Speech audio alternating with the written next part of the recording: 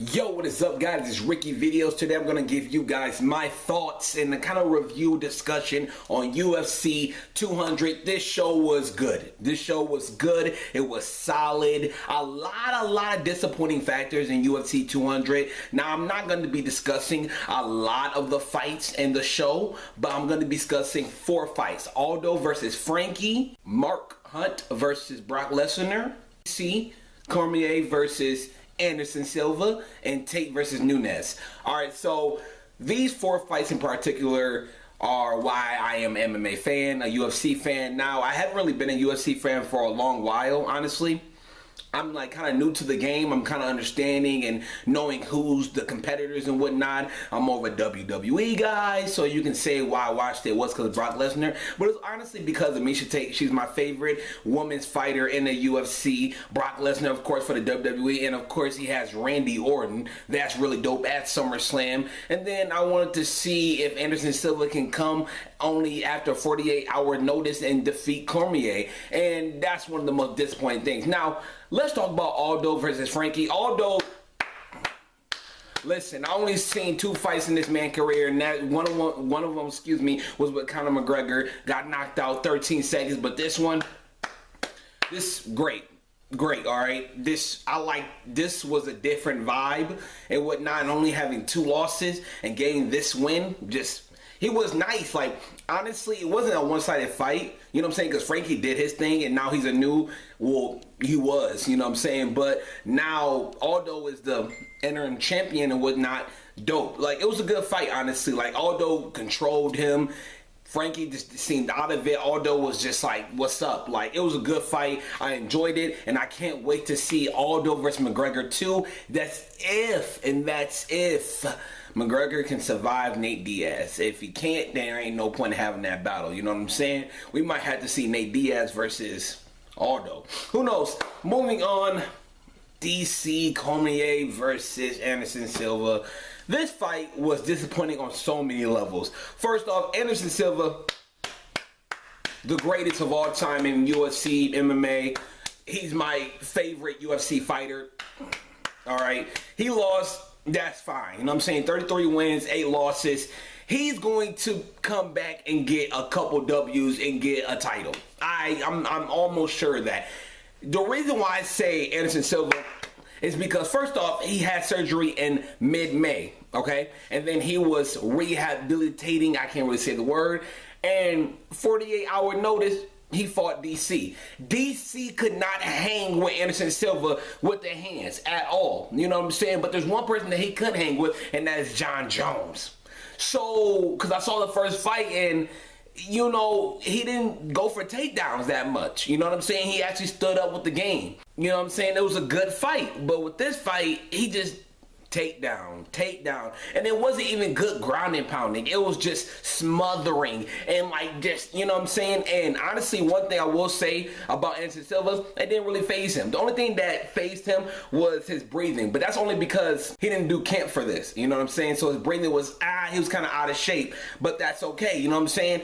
DC, Cormier didn't really do anything. You know what I'm saying? Like, he was just a non-factor in this, in my opinion. The smothering, like, Anderson Silva should have won, because at the 3rd round, like, the most significant strike was to Anderson Silva. You know, great that he lost, but the most significant strike was to Anderson Silva in the 3rd round, where he kicked him, and Cormier was like, ow, you know, this shit hurts. And then it was just too late. It was only like less than 1 minute on the clock. Had to been like maybe 2-3 minutes. I could definitely see Anderson capitalizing and maybe getting a W. But I'm not really upset that he lost per se, because again, 48-hour notice, and Daniel has been going through camp, so, you know what I'm saying? It was a boring battle. It was disappointing, to say the least, but it's always a blessing to see Anderson Silva. The way that man works is something different, like the greatest of all time in UFC MMA.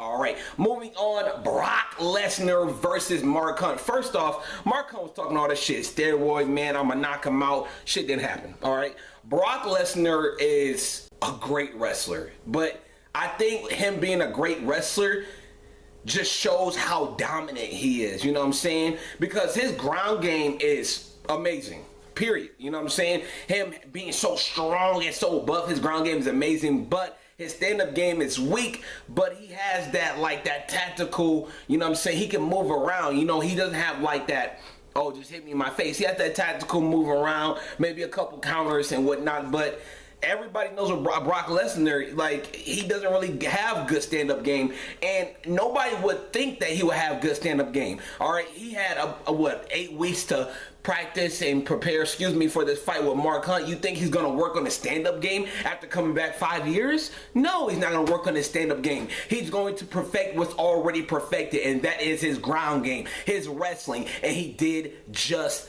that. All right, he wrestled Mark Hunt to the ground. The difference between Cormier and Brock Lesnar didn't let up. He did smother Cormier. It was just constant ground pounding to the point where, you know, Mark Hunt couldn't take it. All right, that is the difference between Cormier and Brock Lesnar. That's the difference between everybody accepting Brock Lesnar as a wrestler and understanding that that's what he has to do compared to Cormier. All right, there's a difference. You know what I'm saying? Plus, the ref never had to tell never had to tell Brock Lesnar to get up and whatnot, to stand him up. And the Cormier versus Anderson Silva fight, the ref told him at least 2 to 3 times. There's a difference. Great fight. I enjoyed it. Well, not a great fight, but it was a good fight. I enjoyed it. I always kind of knew that Brock was going to win, you know what I'm saying? Because with Mark Hunt, he is a great knockout artist, but he's slow. He's slow, and he doesn't really have that much energy to just go for them fast Fury punches on a consistent basis. You know what I'm saying? He did only one Fury, and he was just trying to get the override. He did it once, but that was about it. It was honestly just Brock's world, and Brock coming back and making a stand and making a statement after his devastating loss a couple years back. It just shows that Brock has what it takes to stay in the UFC, but he's going to go to WWE. SummerSlam, Randy Orton's going to get that W. I appreciate and promise that. Now moving on to the main event, the final match. This match is not disappointing. This match is arguably the match of the evening, only because it was so eye-opening. First off, I had Miesha Tate. Miesha Tate is my favorite woman fighter in UFC. Period. I'm going to ride with her.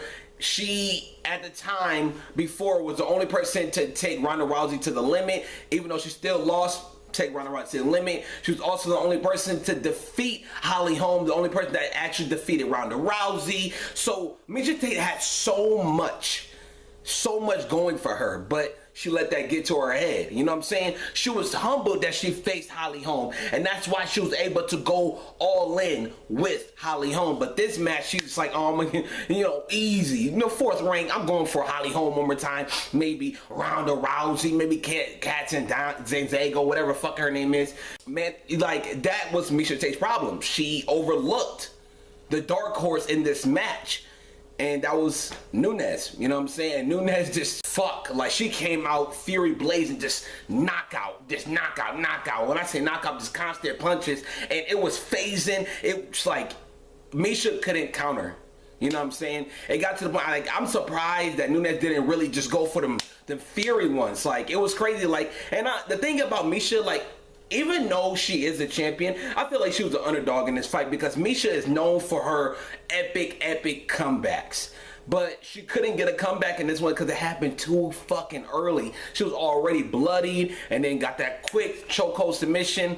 New bantamweight women's champion. That's just, it's crazy. You know what I'm saying? It's crazy. Very enjoyable pay-per-view. You know what I'm saying? But I was 2 and 2. I had Aldo winning, I had Brock Lesnar winning. I had Silva winning, but he lost, and I had Miesha Tate winning. She lost. Upsetting, but it is what it is. Miesha Tate is definitely going to come back. I'm pretty sure that she always, like, again, the comebacks for Miesha Tate is like this, you know what I'm saying? She's going to come back, she's going to challenge for the Bantamweight Championship, and she's arguably going to win again, you know what I'm saying? But right now, she needs to just take in and not just be so hard-headed, not be so head-first into the game. Like, she honestly overlooked Amanda Nunes. That was the problem. You know what I'm saying? She came in, she was like, okay, I'm going to get her real quick, maybe a couple takedowns, and Amanda Nunes had a whole new ball game. She was like, you're not about to do none of that shit to me, period. Didn't happen. That was it for this UFC 200 discussion / review. What did you guys think? This is honestly, I think, what, my first or second pay-per-view for UFC? I'm not sure. Enjoyable nonetheless. I don't know what I'm about to say. Until now, see you guys later. Peace and freak out.